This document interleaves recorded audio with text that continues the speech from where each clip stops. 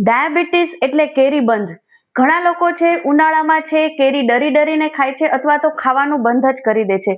આજના વિડીયોમાં આપણે જાણીશું કે ડાયાબિટીસ હોય તો કેરી ખાઈ શકાય કે ન ખાઈ શકાય, ખાઈ શકાય તો કેટલી ખાઈ શકાય, ક્યારે ખાઈ શકાય, કેવી રીતે ખાઈ શકાય અને તેને ખાતા દરમિયાન છે આપણે કઈ ભૂલો છે ન કરવી જોઈએ. તો વિડીયો ખૂબ જ મહત્વનો છે, અંત સુધી જોજો. નમસ્કાર, હું છું કાનન માંકર. હવે પહેલા સવાલ તરફ આવીએ. ડાયાબિટીસમાં કેરી ખાઈ શકાય કે નહીં? તો તેનો સીધો જવાબ છે હા, ખાઈ શકાય. કારણ કે કેરીમાં માત્ર સુગર નથી પરંતુ અનેક પોષક તત્વોથી ભરપૂર છે, ફાઈબર રહેલા છે, એન્ટીઓક્સિડન્ટથી ભરેલી છે. પરંતુ એક વાત છે ખાસ યાદ રાખીએ, કેરી હેલ્ધી છે પણ અનલિમિટેડ નથી. જેટલી કેરીની ક્વોન્ટિટી વધે એટલું સુગર લોડ પણ વધે. હવે વાત કરીએ કે કેરી છે એ કેટલી ખાવી. પોર્શન કંટ્રોલ ડાયાબિટીસના દર્દીઓ માટે માત્રા છે એ ખૂબ જ અગત્યની છે. તો આપણે કદની વાત કરીએ તો એક સમયે તમે મધ્યમ કદની કેરી ટુકડા ખાતા હો તો 5 થી 6 નાના ટુકડા અથવા તો એક નાનું બાઉલ કેરીનું ભરેલું તમે એક સમયે ખાઈ શકો છો. જો તમે એક સમયે છે 2 થી 3 કેરી આરામથી ખાશો તો તમારા બ્લડ સુગર છે એ સ્પાઇક થવાના પૂરેપૂરા ચાન્સ છે. હવે વાત કરીએ ક્યારે ખાવી, તો ટાઈમિંગ પણ એટલો જ ઇમ્પોર્ટન્ટ છે. તો બેસ્ટ ટાઈમની વાત કરીએ તો સવારે નાસ્તા કર્યાના 1 કલાક બાદ, કારણ કે આ સમય આપણું બોડી છે એ એક્ટિવ હોય છે.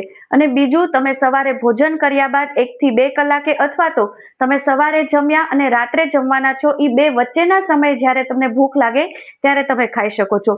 વર્સ્ટ ટાઈમની વાત કરીએ તો સવારે ખાલી પેટે, મોડી રાત્રે અથવા તો એઝ અ ડેઝર્ટ જમવામાં અથવા તો સૂતાની તરત પહેલા.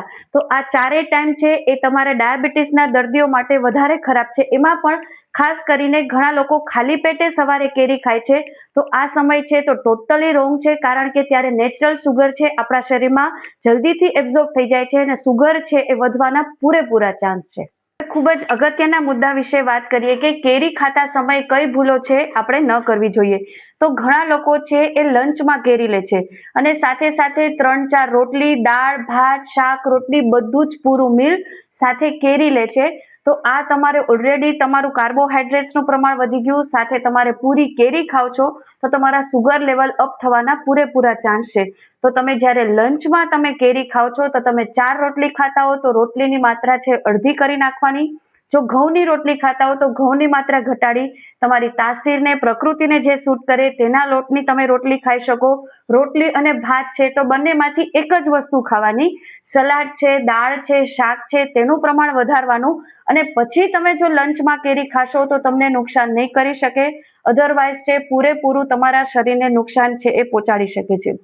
બીજું, ઘણા લોકો છે કેરીનો રસ ખાય છે, એમાં પણ ડાયાબિટીસ હોય, તમે કેરીનો રસ ખાવ છો સાથે તેમાં ખાંડ નાખો છો તો આ પણ તમારા શરીરને છે એ કદાચ ભવિષ્યમાં નુકસાન કરી શકશે.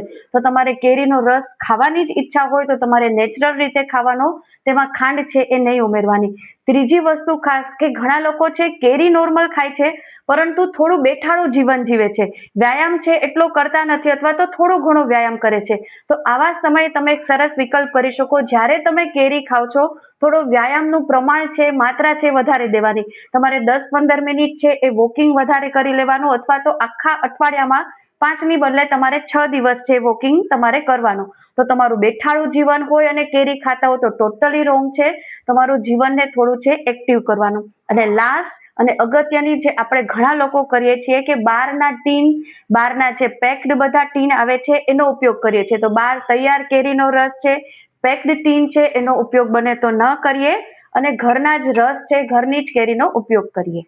હવે વાત કરીએ કેરી કેવી રીતે ખાવી. તો કેરી એકલી ખાવાને બદલે તમે થોડી સ્માર્ટ રીતે તેને ખાઈ શકો છો. તેની સાથે તમે થોડા સીડ્સ છે, નટ્સ છે અથવા તો સલાડ છે, ફાઈબર છે તે લઈ શકો છો.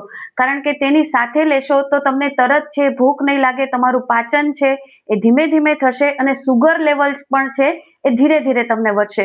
તો તમે એકલી ખાવાને બદલે આવા કોઈ ઓપ્શન ગોતશો તો તમારા માટે વધુ સારું. જો તમને તમારા ડોક્ટરે કેરી ખાવાની મનાઈ કરવી હોય તો નહીં ખાવાની, અથવા તો તમે કેરી ખાવ છો પછી તમારે ડાયાબિટીસ છે એ ચેક કરી લેવાનું. જો ડાયાબિટીસ વધારે આવે તો કેરી છે ઓછી કરવાની અથવા બંધ કરી દેવાની. જો તમારા રિપોર્ટ નોર્મલ આવે તો તમારા ડાયટિશિયન છે અથવા તો ડોક્ટરની સલાહ પ્રમાણે જ આગળ ચાલવાનું. પોતાની મેળે છે એ કેરી છે શરૂ નહીં કરવાની. મિત્રો, ડાયાબિટીસમાં તમે કેરી છે એ સાચી રીતે, સાચી માત્રામાં, સાચા સમયે ખાશો તો સિઝન પણ એન્જોય કરી શકશો અને સાથે હેલ્થ પણ તમારી મેન્ટેન રહેશે. આશા રાખું છું આ વિડીયો આપને યુઝફુલ લાગ્યો હશે.